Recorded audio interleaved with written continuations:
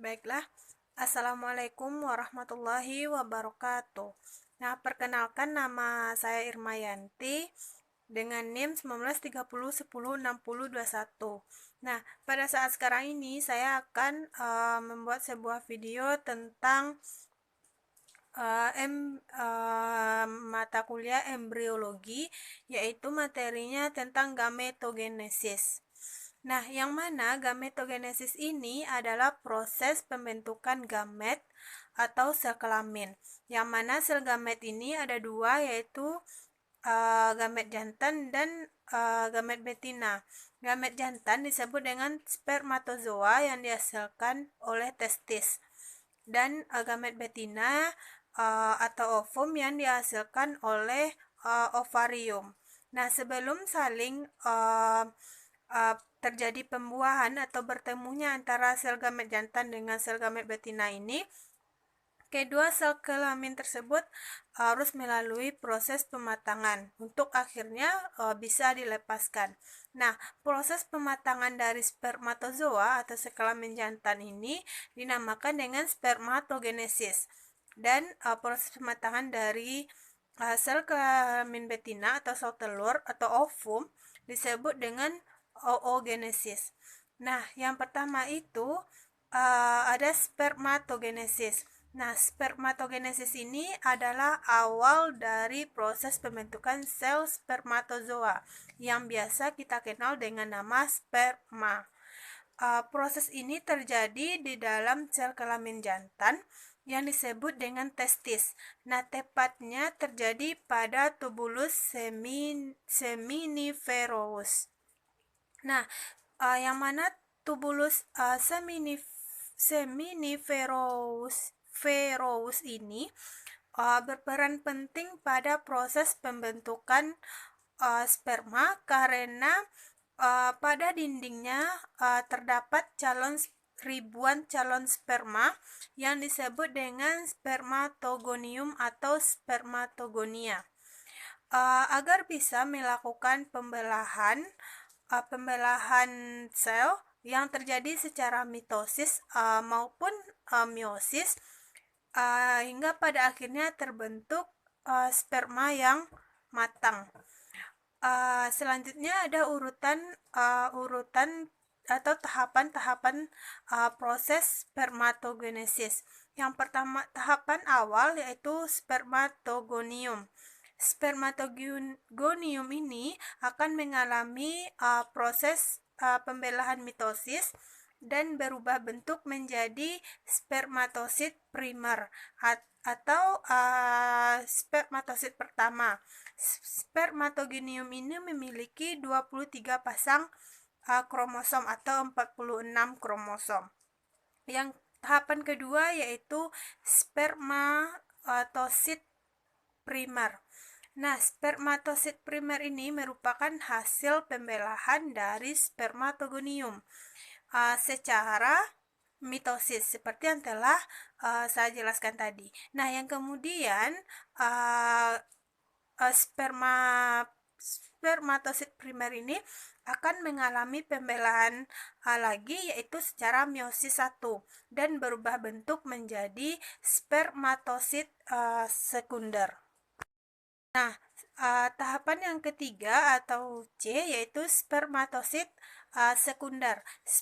Pada tahap ini atau pada tahap spermatosit sekunder ini kromosom tidak lagi dalam keadaan yang berpasang-pasangan karena telah mengalami pembelahan meiosis 1 yang kemudian membelah lagi menjadi meiosis 2 yang menghasilkan spermatid. Yang keempat itu ada tahap spermatid. Nah, spermatid ini yaitu pada tahap spermatid ini tidak mengalami pembelahan lagi, melainkan akan mengalami diferensiasi menjadi spermatozoa pada induk telur. Nah, tahapan yang kelima yaitu spermatozoa atau sperma. Spermatogenesis ini menghasilkan 4 spermatozoa. Sperma akan keluar pada kondisi epididymis sudah tidak bisa ditampung. Sperma dapat membuahi ovum jika terjadi fertilisasi atau penumpukan di organ sekitar kelamin. Nah, selanjutnya kita akan membahas tentang oogenesis. Yaitu kita akan membahas tentang oogenesis, yang mana oogenesis ini adalah proses penciptaan sel telur atau sel gamet betina yang terjadi di dalam ovarium. Nah, urutan atau tahapan terjadinya oogenesis ini yang pertama ada penggandaan. Nah, pada tahap penggandaan ini terjadi di dalam ovarium ketika janin masih berada di dalam kandungan induk. Pada tahap ini juga sel primordial mengalami pembelahan mitosis, membentuk oogonia atau oogonium yang bersifat diploid atau disebut juga dengan oosit primer. Nah, yang kedua ada tahapan pertumbuhan. Nah, pada tahapan pertumbuhan ini, oogonia atau oogonium tadi mengalami pembelahan secara mitosis yang membentuk oosit primer. Oosit primer ini akan berada dalam keadaan rehat sampai anak perempuan tersebut mengalami masa pubertas atau usia beranjak remaja atau menuju masa-masa pubertas. Nah, tahapan yang ketiga yaitu tahapan pematangan. Nah, pada tahapan pematangan ini dimulai sejak anak perempuan tersebut mengalami pubertas atau menstruasi. Nah, yang pada masa ini terjadi perubahan hormonal dalam tubuh atau dalam diri seorang anak perempuan tersebut. Perubahan ini mengakibatkan terjadinya proses oosit primer membelah secara meiosis 1, menghasilkan oosit sekunder yang berukuran lebih besar dan badan polar 1 yang berukuran lebih kecil. Nah, selanjutnya tahapan selanjutnya yaitu tahapan keempat adalah periovulatory. Nah, pada tahapan ini terjadi ketika lapisan sel telur mengalami mulai dilapisi dengan lendir dan bersiap untuk bergerak keluar menuju organ rahim. Nah, di sisi lain, organ di dalam atau organ rahim pun sudah bersiap-siap atau mempersiapkan diri untuk menerima sel telur, sehingga dindingnya akan mengalami penebalan atau akan ikut menebal. Nah, tahapan yang kelima yaitu ovulasi.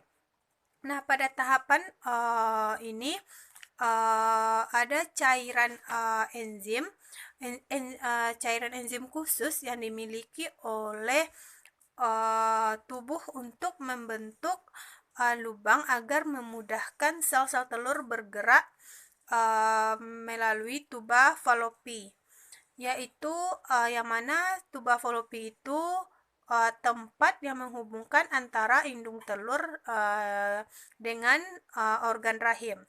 Nah, pada tahapan inilah terjadi pertemuan antara sel telur dengan sel sperma, yang mana pertemuan ini dapat berlangsung selama 24 sampai 48 jam. Yang ke-6 yaitu tahapan postovulatory.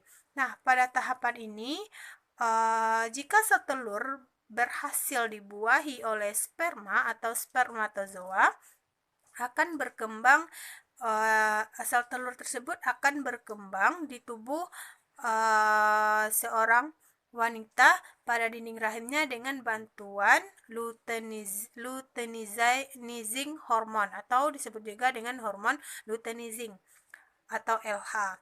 Nah, jika tidak berhasil, maka akan terjadi penurunan kualitasnya. Nah, kualitas dari rahim atau kualitas dari rahim tersebut akan mengalami penurunan jika pembuahan tersebut mengalami kegagalan. Nah, itulah materi pada gametosis yang dapat saya sampaikan pada video kali ini, dan mudah-mudahan itu bermanfaat. Dan jangan lupa like, comment, and subscribe. Saya akhir dengan wassalamualaikum warahmatullahi wabarakatuh.